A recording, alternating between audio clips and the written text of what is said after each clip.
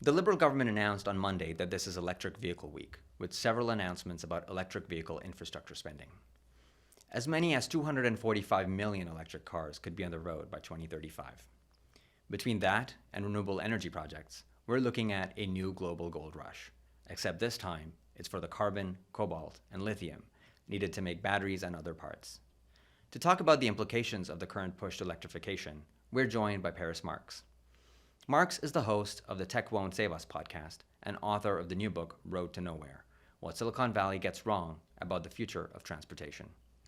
They spoke to us last week in a wide-ranging interview on all things related to green transportation. We started off by looking at the hype surrounding electric vehicles.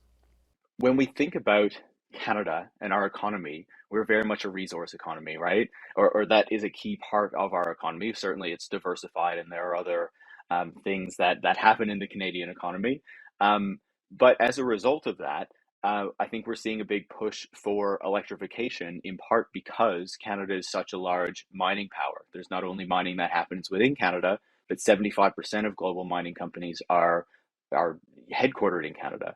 And so I think that there's a lot of desire among these mining companies for this to be the future that we have, where we have this electrification, because that means there'll be a much higher demand for their product. The International Energy Agency estimates that if we go down this path of focusing on electric vehicles as the way that we solve this problem, then demand for lithium will increase by up to 40 to 100%.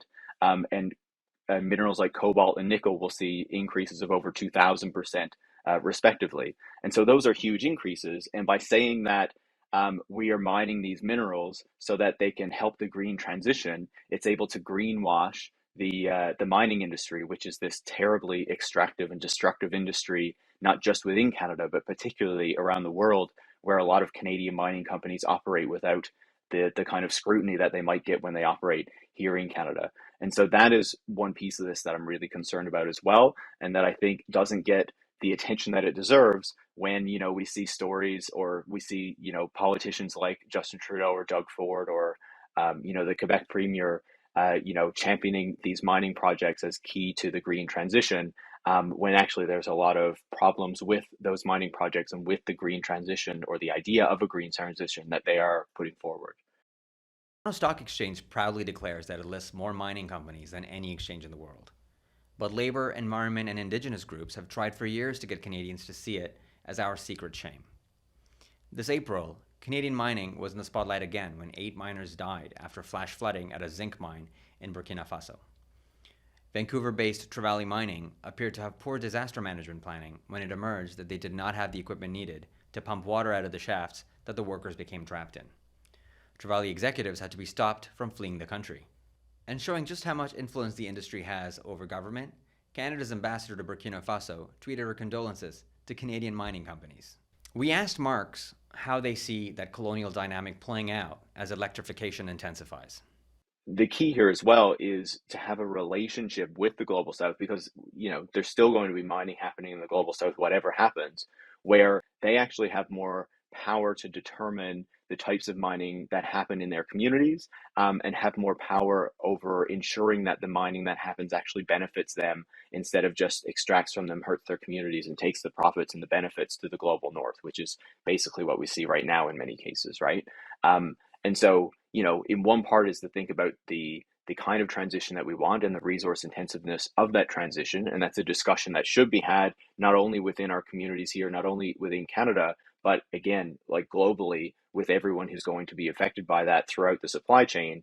But then also ensuring that the people who are going to be doing a lot of that extraction and a lot of that production also have more power to ensure that they're not just being harmed for a transition that benefits those of us in Canada, us Western consumers, and people in the global South continue to pay the price that they have paid for many decades or centuries now, of colonization, imperialism, whatever you want to call it. Like, the key is not to say that there's not going to be any mining at all. Whichever pathway we take, there will be mining. But the question is, how is that mining done? And what is the quantity of mineral that will actually have to be extracted in the end in order to fuel whatever kind of transition that we're going to pursue?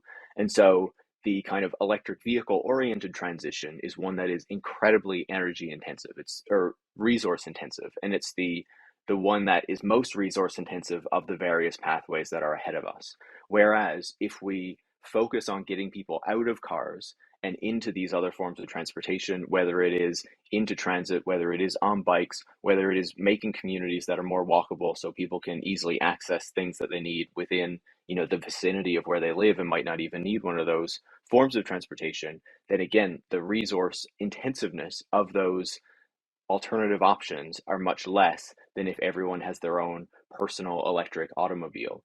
And so, the key is then to put the funding where it's going to champion those things. And certainly the Liberals have been investing a bit. The federal liberals and provincial governments across the country have been investing in transit infrastructure, but I would say not nearly enough that we would need to see in order to encourage people and to get out of their cars to a much greater degree than we're seeing right now. And there's a lot more effort and focus being put into the electric automobile because it creates the jobs through resource extraction, but it also creates the jobs through manufacturing all of those automobiles that are so valuable in vote-rich regions like in southern Ontario, right?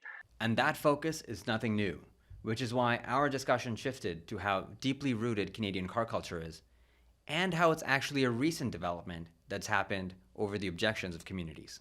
So if you look at like the turn of the 20th century, in that moment, the automobile was very marginal. Like it didn't become popularized until like the or really start to become, I guess, a bit more common. Popularized is the wrong term there, until the 1910s, 1920s, 1930s, and then it really takes off after the Second World War, right?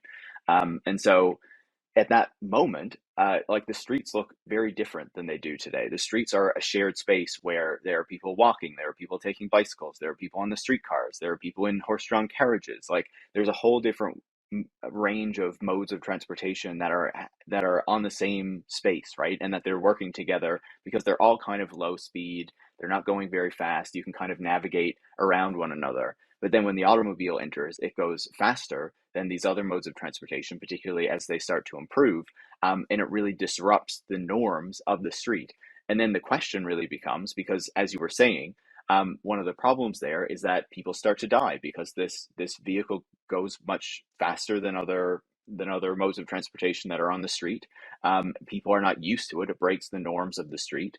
And so people start to die, particularly children and young women. And, obviously, people are going to be distressed when children and young women in particular are dying on the streets. And so, you know, what ends up happening is this lobby of pro auto groups, which obviously includes the auto companies, the oil companies, the suppliers to the auto companies, over time, construction interests and developers, because obviously they benefit from building out all the roads, the highways, the suburban communities that are required for automobility, and even labor groups support this naturally because you have unionized manufacturing jobs, you have construction jobs, like so obviously this is seen as beneficial, even though it's creating these communities that have a lot of consequences down the line once we can actually see the full effect of it.